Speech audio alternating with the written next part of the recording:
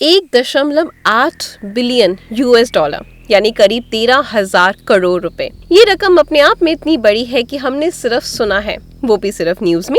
सोच के देखिए, 1 बिलियन डॉलर में कितने जीरो होंगे, आप सोच पाए या नहीं। लेकिन साल 2018 में इस देश में इतनी ही बड़ी धनराशि का एक घोटाला सामने आया। आप जानकर दंग रह जाएंगे।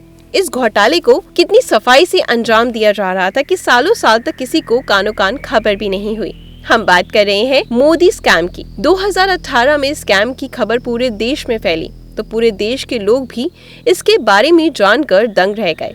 आज हम बात कर रहे हैं नीरव मोदी की कहानी के बारे में। वैसे तो अपने देश में कई स्कैम देखने को मिलते हैं, लेकिन जिस लेवल का स्कैम नीरव मोदी ने किया वो अपने आप में किसी को भी चौंका कर रख देगा। किस तरह सालों साल तक नीरव मोदी देश के बैंकों को लूटकर इन पैसों पे ऐश की जिंदगी गुजारता रहा और इन बैंकों को सरकार को भनक तक नहीं लगी।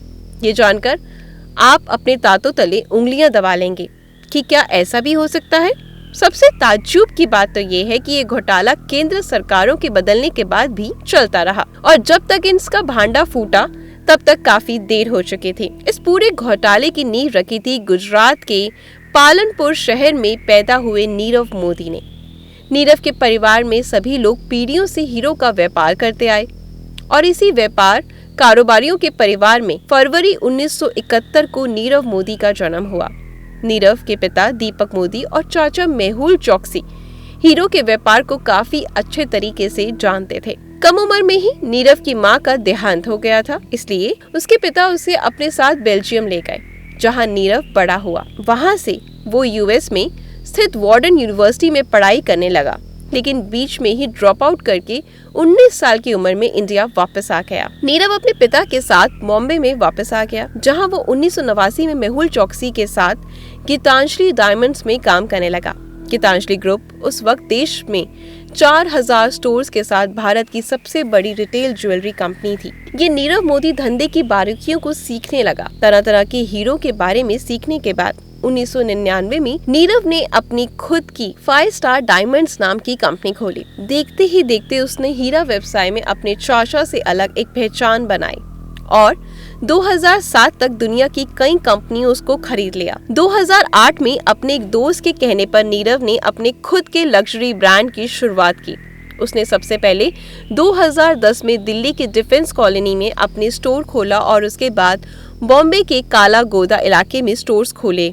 इस समय तक नीरव भारत का एक प्रमुख हीरा और आभूषण व्यापारी बन चुका था। नीरव मोदी ब्रांड पूरे भारत में लग्जरी रिटेल ज्वेलरी का एक बड़ा नाम था, लेकिन बेल्जियम में बड़े हुए नीरव मोदी की नजर दुनिया पर थी, इसलिए इसने न्यूयॉर्क, लंदन, हांगकांग और मकाओ जैसे शहरों में एक के बाद एक 17 ज्वेलरी स्टोर्स खोल दिए। नीरव की किस्मत ने भी उसका बहुत साथ दिया। Nirav Modi global jewellery brand क्रिस्टिस और साउथ बीच के जैसे बड़े ब्रांड के कैटलॉग्स में फीचर करने वाला पहला भारतीय ब्रांड भी बना। 2010 में क्रिस्टी की एक नीलामी में नीरव मोदी के गोलकांडो लोटस नेकलेस, जो 12 कैरेट गोलकांडो डायमंड से बनी थी, मुंह मांगी कीमत में बिकी। अमेरिका, हांगकांग और ब्रिटेन जैसे देशों में नीरव मोदी ब्रांड को काफी पसंद किया जाने लगा। जल्द ही फोर्ब्स पत्रिका के भारतीय अरबपतियों की लिस्ट में नीरव मोदी का नाम शामिल हो गया और पूरी दुनिया के हीरे कारोबार पर अपना कब्जा जमाने के इसी सपने के चलते नीरव अपने चाचा मेहुल चौकसी के साथ मिलकर इसी दौरान भारत के बैंकों को लूटने की योजना भी बना रहा था, उसे अंजाम भी दे रहा था। ज्यादा से ज्यादा के लालच में नीरव कानून और सरकार को जिस तरह से टोपी पहना रहा था वो सुनकर आपके कान खड़े हो जाएंगे। तारीख थी 14 फरवरी 2018। यूँ तो ये दिन दुनिया भर में प्यार करने वालों के दिन के तौर पर माना जाता है, यानी बनाया जाता है, पर ये प्यार मोहब्बत का दिन भारतीय आर्थिक क्षेत्र में एक ऐसा भूचाल लेकर आया जो भारत के वित्तीय इतिहास का एक काला दिन बन के रह गया। 14 फरवरी 2018 के इस दिन पीएनबी ने आरबीआई को बताया कि उसके साथ 1.8 बिलियन डॉलर यानी करीब 13,000 करोड़ रुपए का घोटाला हो गया है। ऐसा नहीं था कि इस घोटाले की जानकारी पीएनबी को पहले नहीं थी, लेकिन 14 फरवरी को पहली बार इस घोटाले में नीरव मोदी का नाम जुड़ा था। सीबीआई तक ये बात पहुंची। पुलिस ने नीरव मोदी के घर और ऑफिस में छापे भी मारे, लेकिन आप जानकर हैरान रह जाएंगे कि नीरव मोदी जनवरी के पहले हफ्ते में ही अपने पूरे परिवार के साथ देश छोड़कर भाग चुका था। तब तक धीरे धीरे इस घोटाले की सारी तरकीब बाहर आने लगी। इसे जानकर आप भी आश्चर्यचकित रह जाएंगे कि पूरे प्लान की बात की जाए तो ये काफी पेचीदा और जटिल दिखाई देगा। इसमें काफी सारे लोग नाम शामिल हैं, पर प्रमुख रूप से जो नाम इस घोटाले में मौजूद है वो है नीरव मोदी और उसके चाचा मेहुल चोकसी। ये माना जा रहा है कि दोनों पीएनबी के छोटे बड़े अधिकारियों के साथ मिलकर सालों से इस घोटाले को अंजाम दे रहे थे। पर सवाल उठता है कैसे? इस घोटाले को समझने के लिए आपको सबसे पहले कॉन्सेप्ट को समझना होगा, जिसका नाम है LOU यानी लेटर ऑफ अंडरस्टैंडिंग। LOU एक ऐसा दस्तावेज है जो लोन लेने के काम आता है। जिसके पास ये बैंक के जारी किए गए LOU होते हैं, वो इसे दिखाकर विदेश में स्थित भारतीय बैंकों की ब्रांचेस से पैसा निकाल सकता है। विदेश में स्थित इंडियन बैंक ब्रांचेस इस इशू किए गए LOU को देखकर होल्डर को लोन दे देते हैं, ये समझते हुए कि अगर लोन देने वाला व्यक्ति या कंपनी उनके पास पैसे नहीं चुका पाती है तो वो इंडिया में सिचुएटेड जिस बैंक ने LOU जारी किया है वो उनका पैसा वापस करेगा। बैंक और उनके विदेश में स्थित ब्रांचेस के बीच का ये सिस्टम तो अच्छा है, लेकिन नीरव मोदी केस में इसी सिस्टम का जमकर दुरुपयोग किया गया। असल में जब कोई व्यक्ति या कंपनी किसी बैंक में उसे LOU देने रिक्वेस्ट लेकर जाता है तो बैंक सबसे पहले कंपनी में इसके बदले कुछ गिरवी रखने की मांग करती है, या किसी भी व्यक्ति को अपने कोई चीज या अपनी कंपनी की कोई संपत्ति इस LOU के लिए गिरवी रखनी पड़ती है, या तो कुछ फिक्स डिपॉजिट या फिर कोई संपत्ति। इसके अलावा बैंक अपने स्तर पर ये लोन मांगने वाले की जांच पड़ताल करती है। इसके बाद ही किसी भी व्यक्ति या कंपनी को LOU जारी किया जाता है। बैंक लोन देने वाले कंपनी को एक क्रेडिट लिमिट भी देती है। इसी क्रेडिट लिमिट का उपयोग LOU के जरिए किया जाता है। LOU एक प्रावधान तो है, लेकिन क्या अगर कोई फर्जी LOU बनवा ले तो नीरव मोदी के मामले में कुछ ऐसा ही हुआ। पीएनबी के कई भ्रष्ट अधिकारियों को छोटी मोटी रिश्वत देकर मोदी और उसकी कंपनी ने ये LOU इशू करवा लिया। इनके बदले में जो जरूरी कागजात और कोलेट्रल रखने की मांग बैंक को करनी चाहिए थे वो नहीं की गई। यहाँ तक कि नीरव मोदी को दिए गए LOU की क्रेडिट लिमिट भी तय नहीं की गई और इन सब के लेन देन के रिकॉर्ड्स को पीएनबी के कोर बैंकिंग सिस्टम यानी CBS सिस्टम में भी दर्ज नहीं किया गया।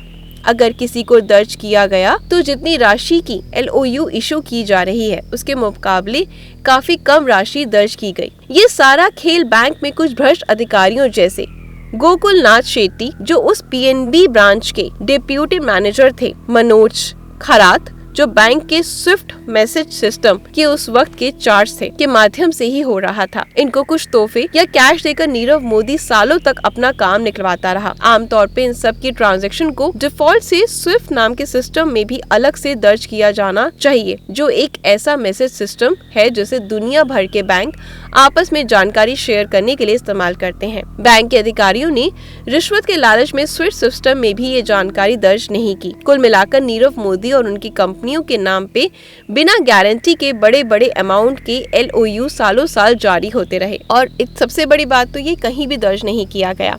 एक बार इलीगल LOU मिलने के बाद नीरव मोदी ने इसका पूरा इस्तेमाल किया। नीरव मोदी के दिखाए हुए LOU पे भरोसा करके Allahabad bank, union bank of India, SBI और कई अन्य बैंकों की ब्रांच फ्रैंकफर्ट और हांगकांग में स्थित शाखाओं ने नीरव मोदी की कंपनीज को साल 2011 से 2017 के बीच करीब 11,000 करोड़ रुपए का लोन दिया, जिसे कभी भी चुकाने की कोशिश नहीं की गई। पर नीरव मोदी ने इतने पैसों का क्या किया? क्या 11,000 करोड़ आखिर कोई छोटा अमाउंट तो नहीं? तो बाद में पता लगा कि इंडियन बैंक्स को लूट के नीरव मोदी अपने विदेश के फाइनेंसर्स को पैसा देता रहा, यानी कि देश का पैसा लगातार विदेश जाता रहा और भारतीय सरकारों को पता भी नहीं लगा। सालों साल यही सिलसिला चलता रहा। नीरव रिश्वत देके बैंक अधिकारियों से इलीगल LOU बनवाता रहा और बैंक से लोन उठाता रहा। फिर कुछ ऐसा हुआ जैसे सारे षड्यंत्र का पर्दा फाश हो गया।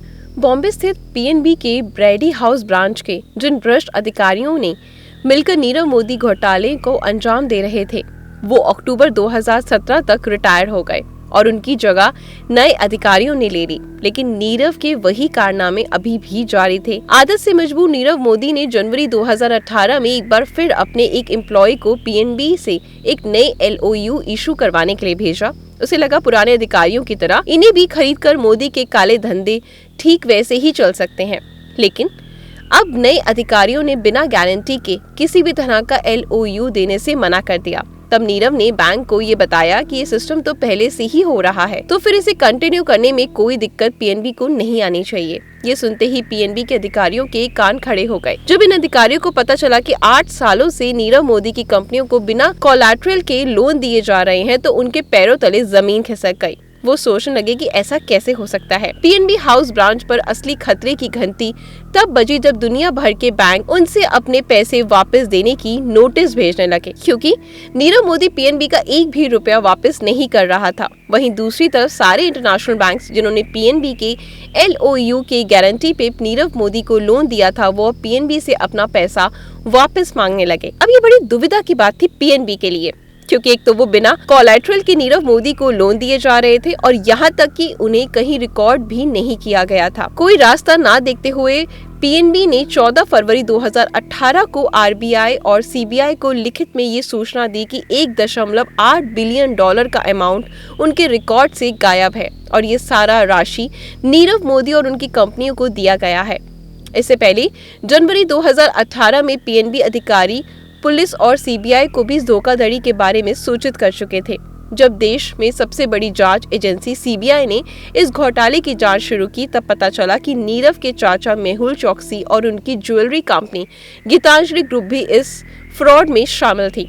CBI ने देश भर में गीतांजलि ग्रुप के करीब 20 स्टोर्स पे छापे मारे और वहीं से इस राज का पर्दाफाश हुआ कि नीरव मोदी और मेहुल चोकसी ने कैसे PNB ऑफिशियल्स के साथ मिलकर इस घोटाले को अंजाम दिया। PNB के वरिष्ठ अधिकारियों के खिलाफ भी वारंट जारी किए गए। वहीं इन्फोर्स यानी ED ने नीरव मोदी के घर और ऑफिस पर छापा मारा तो उन्हें मनी लॉन्ड्री के भी सबूत मिले। नीरव मोदी और मेहुल चोकसी ने साथ मिलकर करीब 100 से ज्यादा फर्जी शेल कंपनीज के माध्यम से मनी लॉन्ड्री करके सारे पैसे को भारत से बाहर भेजा था। अब भारतीय एजेंसी के पास ना घोटाले के पैसे मौजूद थे, ना घोटाला करने वाले। फिर भी कुछ रकम वसूलने के लिए ED ने नीरव के घर और ऑफिस से डायमंड, गोल्ड और अन्य ज्वेलरी को मिला के करीब 3000 करोड़ के सामान को जब्त कर लिया। कानून की ये गाज सिर्फ हिंदुस्तान पे ही नहीं पड़ी, बल्कि 2018 तक नीरव मोदी को अपने सारे विदेशी स्टोर्स भी बंद करने पड़े। 2018 में नीरव मोदी की कंपनी 5 स्टार डायमंड ने अमेरिका के कोर्ट में दिवालिया होने की घोषणा कर दी। 2018 में इंटरपोल ने भी मनी लॉन्ड्री और धोखाधड़ी के लिए नीरव मोदी के खिलाफ रेड कॉर्नर नोटिस जारी किया। इसी साल बॉम्बे में एक कोर्ट ने नीरव मोदी मेहुल चोकसी के खिलाफ एक आदेश जारी किया,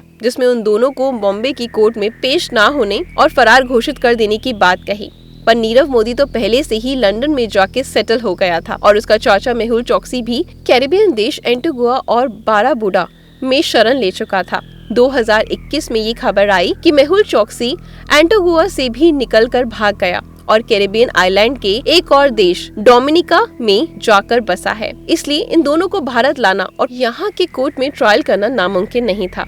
फिर भी अगस्त 2018 में यूके सरकार से नीरव मोदी के गिरफ्तार के लिए अपील करी। करीब एक साल बाद 2019 में लंदन की वेस्टमिनिस्टर कोर्ट ने यूके सरकार का आधिकारिक अनुरोध मिलने के बाद नीरव मोदी के खिलाफ गिरफ्तारी वारंट जारी कर दिया। नीरव मोदी जो अभी तक भारत से भागकर आराम से लंदन में अपना जीवन व्यतीत करा था, वो 2 दिन बाद लंदन से गिरफ्तार हो गया और तब से लेकर अभी तक नीरव को दक्षिण पश्चिम लंदन स्थित वेंट्सवर्थ जेल में रखा गया है और इसके साथ ही उसे भारत वापस लाने की कोशिश भी की जा रही है। भारत सरकार की रिक्वेस्ट के बाद फरवरी 2021 में वेस्टमिनिस्टर मजिस्ट्रेट की अदालत के जिला न्यायाधीश सैम गुजर ने धोखाधड़ी और मनी लॉन्ड्री के आरोप के कारण नीरव मोदी को भारत को सौंपने की अनुमति दे भी दी, लेकिन फिर भी इंडिया लाने की उम्मीद ज्यादा नहीं दिखती। इसका कारण है कि भारत और ब्रिटेन की सरकारों के बीच की संधि यूके सरकार के साथ इंडिया की संधि तो है, लेकिन उसे अमल में लाना इतना आसान नहीं कि एक बेहद जटिल कानून प्रक्रिया के बाद भी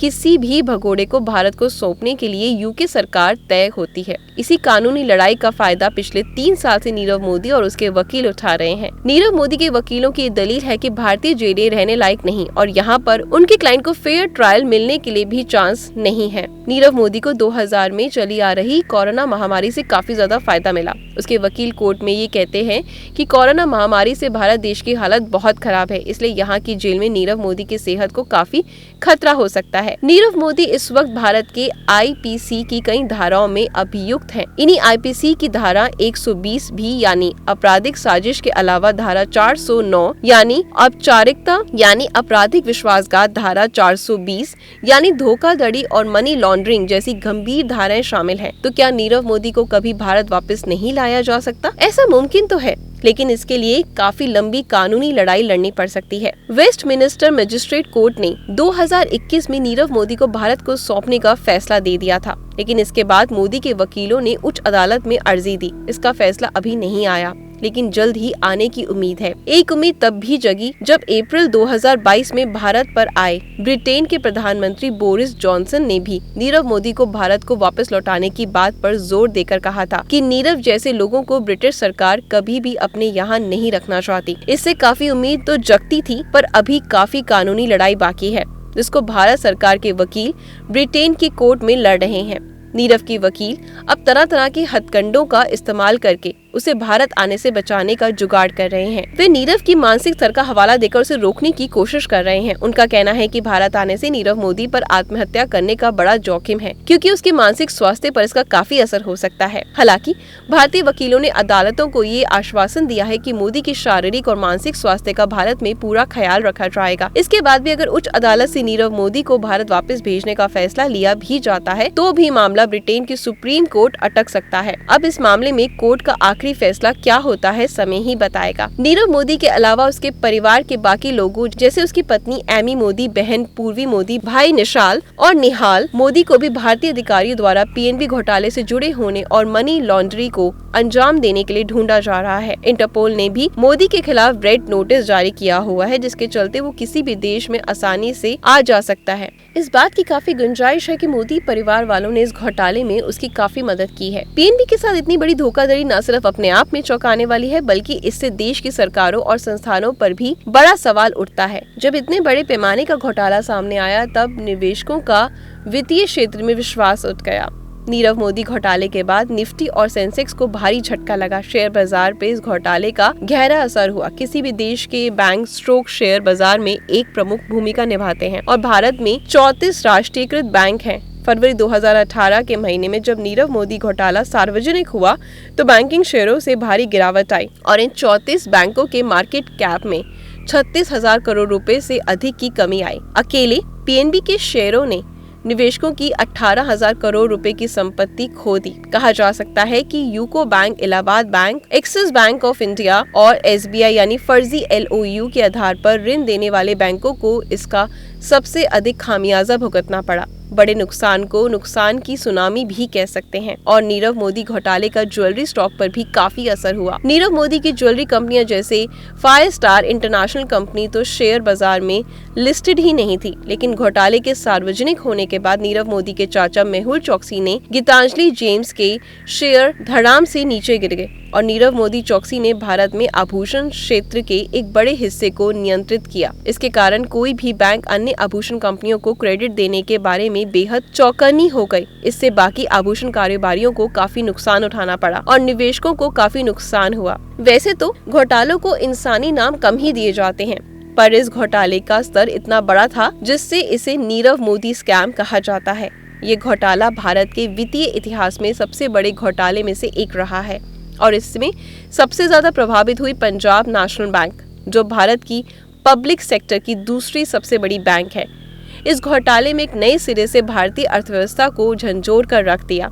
इसलिए सरकारी विभागों की कमियों के बारे में जानने जैसा है। ये एक ऐसे सिस्टम की पोल खोलता है जहां अमीरों को तो 7 खून भी माफ है और शायद गरीब को एक भी नहीं। 2018 की बसंत ऋतु में जब नीरव मोदी घोटाला सुर्खियों में आया, तो आम आदमी की पीड़ा अनिवार्य रूप से लंबी लाइनों और उनकी बैंक शाखाओं के द्वारा सामने खड़ी उदास भीड़ के रूप में दिखाई दे रही थी।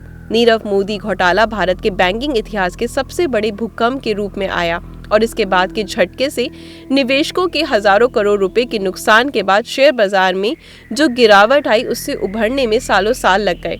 सोचिए, हमारे देश में एक और किसान, एक और आम आदमी खून पसीने से मेहनत करके पैसा कमाता है और कोई आदमी इतनी आसानी से उसको लूट कर, ठग कर गायब हो जाता है। ये बात किसी भी मिडिल क्लास आदमी को गुस्से और अफसोस से भर देने के लिए काफी है। यहाँ एक सवाल उठता है कि जब नीरव मोदी का हीरो का कारोबार इतना अच्छा चल रहा था तो क्या जरूरत पड़ी थी नीरव मोदी को घोटाला करने की? कैसे उसने इतने बड़े घोटाले को अंजाम दिया? 2000 साल में नीरव मोदी की कंपनी ने $2 अरब से ज्यादा का बिजनेस किया था। जाहिर सी बात है नीरव के पास पैसों की कोई कमी नहीं थी, फिर भी उसने पीएनबी के साथ ठगी की। यहाँ ये बताना जरूरी है कि पीएनबी के साथ इस तरह की ठगी करने से पहले भी नीरव मोदी का नाम एक और बार फ्रॉड केस में आ चुका है। साल 2012 में कनाडा के एक निवासी पॉल अल्फांसो ने नीरव मोदी से $12,000 में अपनी गर्लफ्रेंड के लिए एक रिंग खरीदा। तुरंत बाद ये रिंग नकली साबित हुई। पता चला नीरव मोदी ने ओरिजिनल हीरे की जगह लैब ग्राउंड डायमंड की रिंग बेची। उसी दौरान कई और खरीदारों ने भी नीरव मोदी से नकली हीरे खरीदने की शिकायत दर्ज कराई, लेकिन मोदी ने अपना रसूख और पैसों का इस्तेमाल करके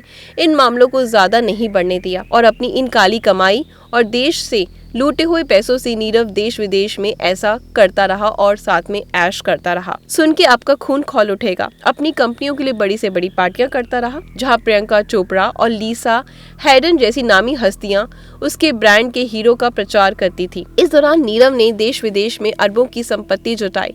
नीरव की पत्नी एमी मोदी ने इन पैसों से न्यूयॉर्क और लंदन जैसे शहरों में आलीशान घर खरीदे। इसके अलावा उसकी बहन पूर्वी मोदी, भाई निशाल और निहाल मोदी ने भी इसी तरह के कई हजार करोड़ की संपत्ति अपने नाम पर इस घोटाले से अच्छी खासी बना ली। 13 मार्च 2018 को घोटाले के सुर्खियों में आने के लगभग एक महीने बाद भारतीय रिजर्व बैंक ने बैंकों को इस सुविधा के किसी और दुरुपयोग को रोकने के लिए लेटर्स अंडरटेकिंग यानी LOU के रूप में गारंटी जारी करने से प्रतिबंध करने वाले नोटिस जारी कर दिया और इसके बाद भारत में आयात के लिए व्यापार से संबंधित क्रेडिट के लिए LOU जारी करने की RBI के आदेश के अनुसार बैंकों द्वारा तत्काल प्रभाव से बंद कर दिया गया। हालांकि LOU पर पूरी तरीके से प्रतिबंध लगाने के बाद भी विशेषज्ञों द्वारा आलोचना की गई, क्योंकि घबराहट में RBI की प्रतिक्रिया घुटने के बल चलने वाली थी और इस समय RBI को देश की और संपत्ति का नुकसान रोकने के लिए करना पड़ा। वहीं दूसरी ओर अपराधियों के विदेशों में भागने और कानून से बचने के खतरे को रोकने के लिए भारतीय सरकार भगोड़ा आर्थिक अपराधी अधिनियम 2018 को प्रभावी रूप से लागू किया गया। कोई भी व्यक्ति जिसने इस अधिनियम के तहत सरकारी टिकटों या मुद्रा की जालसाजी यानी मनी लॉन्ड्रिंग, लेन देनों का धोखा देने वाले लेन देन और अन्य अपराधों जैसे अपराध किए हैं तो वो इस कानून के अंतर्गत सख्त सजा पाएंगे। 100 करोड़ या उससे अधिक के कोर्ट केस से बचने के लिए अगर किसी ने भारत छोड़ दिया और लौटने से इनकार कर रहा है तो उसे एक भगोड़ा अपराधी घोषित कर दिया जाएगा। इसके अलावा उसकी सभी संपत्ति, बेनामी संपत्तियों सहित को केंद्र सरकार द्वारा जब्त कर लिया जाएगा और संपत्तियों के ऐसे सभी अधिकार पूरे तरीके से भारत सरकार के पास होंगे। हालांकि सच तो ये है कि इस घोटाले के बाद कई आर्थिक सुधार पेश किए गए, लेकिन अभी भी भारत की अर्थव्यवस्था के साथ खिलवाड़ करने वाली नीरव मोदी को दिन का उजाला देखना बाकी है। इसे सुनिश्चित करने के लिए अधिक पेश किए जाने की जरूरत है। देखना ये होगा कि नीरव मोदी का लूटा हुआ पैसा कभी रिकवर हो पाता है या नहीं। स्कैम तो हो गया, आगे होने से इसे रोका जा सकता है। दोस्तों हमें कमेंट करके जरूर बताएं और आपका क्या फैसला है कि नीरव मोदी के साथ क्या होना चाहिए, ये भी कमेंट करके जरूर बताएं। और ऐसी ही कुछ दिलचस्प सच्ची घटनाएं सुनने के लिए हमारे चैनल को सब्सक्राइब करें, वीडियो को लाइक और शेयर जरूर करें। Good luck.